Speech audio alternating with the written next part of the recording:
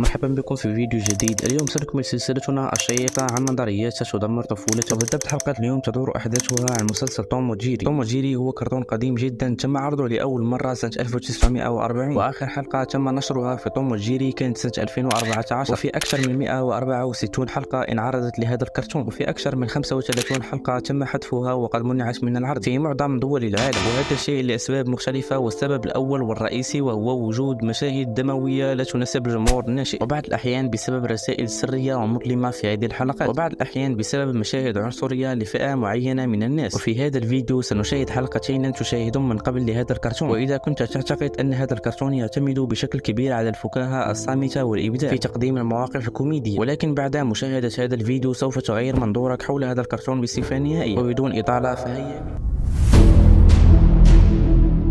الحلقة الأولى التي سنتحدث عليها تم عرضها سنة 1949. في البداية هذه الحلقة انعرضت على التلفاز عادي كأي حلقة عادية، ومن بعد حذفوها في دول عديدة مثل بريطانيا والبرازيل وبعض الدول العربية. لهذا فبنسبة قليلة يمكن القليل منكم مشاهدة هذه الحلقة أو لقطة منها. وهذه الحلقة اسمها هيفنلي باس، وبالعربية تعني القدس السماوي. ومن بعد نشاهد توم وهو يتشاجر مع جيري، وهذا ما يحدث في كل الحلقات تقريبا. ومن بعد نشاهد بيانو ضخم يوقع على توم وتوم يموت،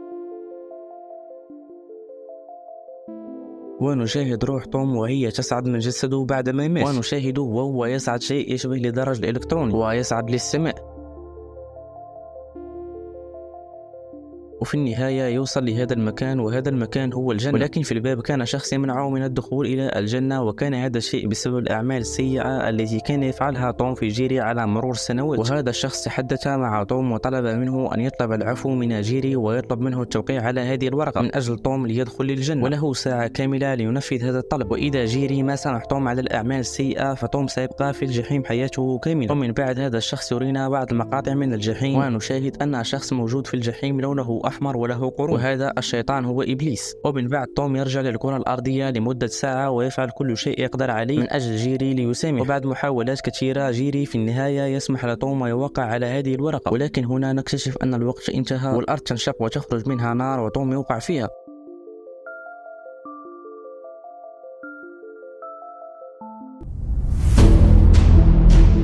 في سنة 1943 تنتشر حلقة مرعبة لتوم وجيري على التلفزيون في أمريكا، وهذه الحلقة تم عرضها مرة واحدة فقط، ومن بعد تم حذفها بسبب الرعب الموجود فيها الموجه للأطفال. الحلقة تبدأ بداية عادية جدا كأي حلقة أخرى، ومن بعد نشاهد توم وهو مع رجل يكون دائما متعصب، وهذا الرجل يظهر في القليل من الحلقات الرئيسية لتوم وجيري. ومن بعد نشاهد أن هذا الرجل كان يريد الدخول للقبو الموجود في بيته، ولكن توم كان نائم أمام القبو الخاص به. هذا الرجل تعصب من توم ومنع من الاقتراب للقبو مرة أخرى، وتوم يركض بقوة لغرفة أخرى. في نفس هذا الوقت جيري سمع كل الكلام التي دار بين توم وصاحب البيت، وجيري كان في باله خطة جهنمية، وهي أنه يخدع توم ويدخله للقبو مرة أخرى. وبهذا الشيء صاحب البيت سيتعصب على توم وسيقوم بضربه للمرة الثانية، وفعلا هذا ما حدث. توم اقترب من القبو وصاحب البيت ضربه ضرب مبرح، ونشاهد أن جيري يراقبهم من بعيد ويضحك على توم. ومن بعد صاحب البيت أخذ توم ورماه في القبو، وتوم بدأ بالبكاء بصوت عالي بقوة الرعب والخوف الحس به. ومن بعد جيري يسمع صوت البكاء ويدخل على توم ويمسك سكين ويقتله، وعلى وجهه ابتسامة مرعبة وعريضة. ومن بعد تنتهي الحلقة لآخر مشهد لجيري وهو يضع علامة فور سيل أو للبيع أمام باب البيت. طبعا الكثير منكم يقول الآن أن هذه الحلقة مزيفة وغير حقيقية، ولكن فعلا هذه الحلقة حقيقية وانشهرت بسبب موظف اسمه جين دايتش، مخرج ورسام وكاتب لبعض حلقات توم وجيري. دايتش كان غير مرتاح في عمله ويكرهه، وكان يريد الخروج بأي طريقة من الشركة، ولكن وقع عقود مع الشركة وكان ممنوع عليه الخروج منها، وبالتالي قرر أنه ينتج هذه الحلقة المرعبة وبجودة سيئة لتقوم الشركة بالطرد عليه. وهذا الشيء الذي حدث بعدما انعرضت هذه الحلقة طردوه بالفعل، وإلى الآن هذه الحلقة محذوفة والشركة تخاف من تسربها. وهذه اللقطات التي شاهدتموها هي لقطات قليلة من الحلقة المحذوفة لتوم وجيري.